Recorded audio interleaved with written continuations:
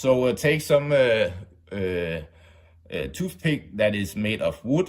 Make sure that it is made of wood, because then you don't damage your iPad. So put that in your charging port and go a bit back and forth, and it's hard to see here, but I actually did manage to get some dust out of my charging port. But I'm used to do this every second month or something like that, just to make sure that it is clean and it is ready to be charged. And this, I have seen that a lot of time, that is a big issue on especially iPhones that you have in your pocket or whatever, and they get quite